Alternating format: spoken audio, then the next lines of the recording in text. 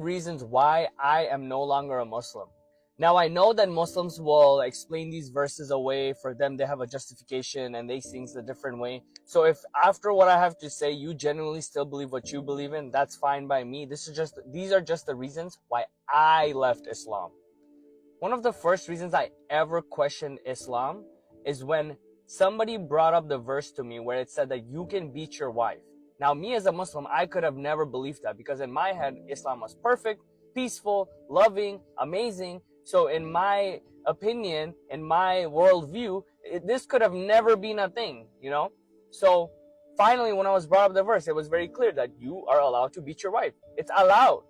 You are allowed. Now, I don't care how you explain this verse away, saying that, you know, if you do 5,000 push-ups and then do 15 jumping jacks and then go to court of law and then you can hit your wife.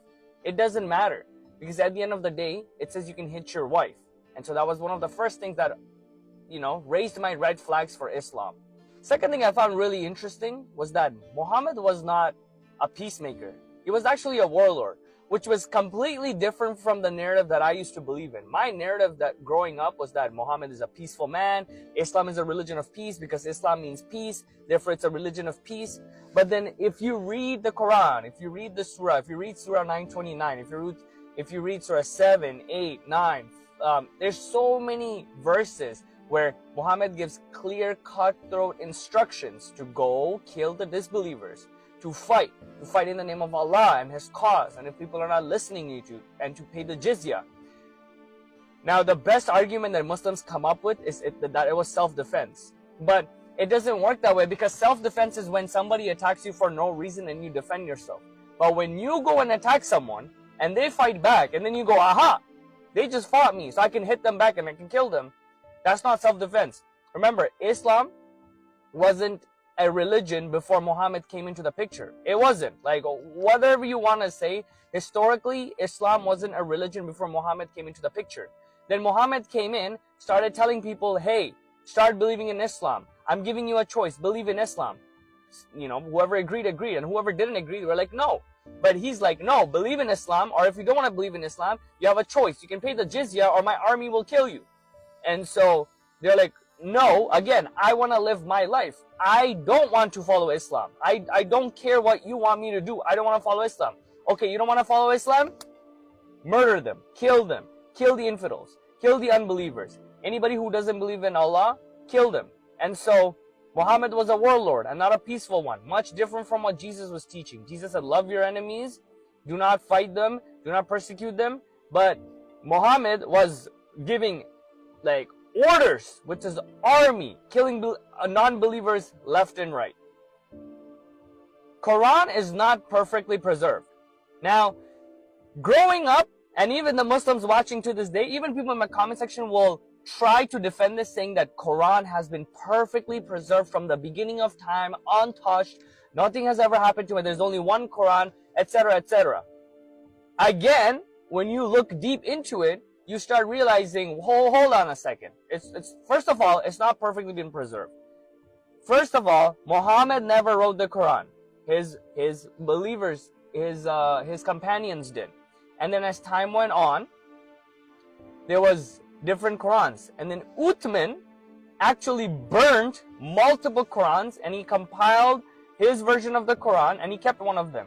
He literally had 2 companions who were fighting between each other, where they didn't want to give up their version of the Quran because Uthman was going to burn them. So Uthman actually burned multiple Qurans, and then he made one Quran, right? And then that was passed on from generation to generation.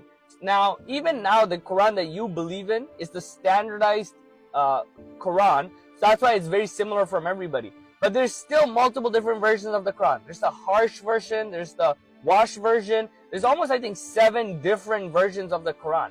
Now, you can try and say, like, there's different qira'ats, there's different translations, etc., etc. That's not my problem, because even the Bible has different translations. But the problem is, you guys claim our books are corrupted because we have different translations, but you guys have the exact same issue. But when it comes to calling you guys out, you guys go say, well, it's just a different translation. Like, you know, there's not a difference. But if you look into it, there's words that are different. There's words that say he did it versus you did it versus the Prophet did it or Allah did it.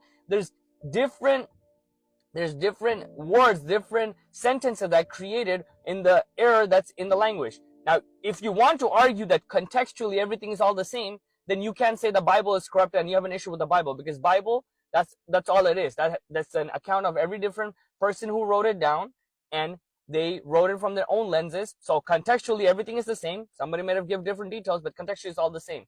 But again, that's another reason that drew a huge red flag to me, because the claim was Quran's perfect and has always been preserved and never been changed. That's not true. Another main reason that I left Islam, or I'm no longer a Muslim, is funny because it puts me at risk, which is that if you live Islam, you are to be killed. According to the Sharia law, according to the law of Islam, according to the Quran, if you are a Muslim and you leave your religion, you should be killed. You should be murdered. Now that goes to show that you actually don't have a free will. It's very easy to sit there and be like you have free will when you don't, because as any non-believer that's not a Muslim, like let's say as a Christian or any other religion, you can leave your religion because that's your choice. You can make the choices. If I don't choose Jesus today, I can do that. And Christians are not going to come kill me and persecute me because I decided to leave Christianity, because I have my own free will and I can make that choice. In Islam, however, you don't get that choice, which goes to show that you're brainwashed and you're submitted and you're put in there as a slave. And they're telling you, if you live Islam, you will die. Therefore, sit down, obey Islam, and do whatever you're told. You're not even allowed to question Islam. You can ask questions like, you don't know this information, that information, but you can't come around and say, hey, I don't think morally this thing is right. If you dare question that, again, you'll get backlash from Muslims and Islam in general, because you are not allowed to question Islam. You need to give full submission without any doubts in your heart, and you need to be a Muslim forever. In no way, shape, or form you're ever allowed to live Islam. And if you do live Islam, you will be unalived. Last but not least, the scientific miracles are all fake. Again, I used to believe Islam has so much pure evidence that it is true, that it has all the scientific evidence to back it up. So why would anybody believe in any other religion when there's proof and scientific miracles in the Quran that came 100% true? I would believe these things. So one of them was like Muhammad went up and he cut the moon in half, and then, everybody saw that, or something like that. Again, I honestly, I forgot the story, but Muhammad went up and he cut the moon in half. That was the scientific miracle. And astronauts went up, and then they saw, at first there was like lines on the moon. Everybody's like blowing this up all over the internet. Okay, proof for Islam. See, there's a cut in the moon because Muhammad cut the moon in half and stuff like that. A while go by, you do some research, you find out there's a bunch of cuts and dusts everywhere in the moon. There's no evidence that the moon was cut in half. So that scientific miracle is fake.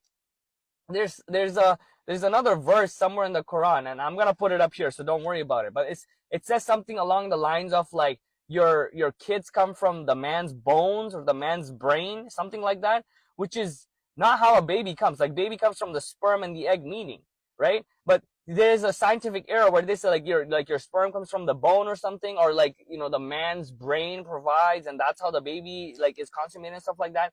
So again, another error in the Quran about scientific miracles. So they claimed to have thousands of scientific miracles in the Quran, but they didn't have any. So for all of these multiple different reasons, I decided from my own logical rationale that all of these things, they don't add up. The logic doesn't add up. The morality doesn't add up. The peace and violence they claim, like self-defense they claim, it doesn't add up. For all of these reasons, I just decided I'm out.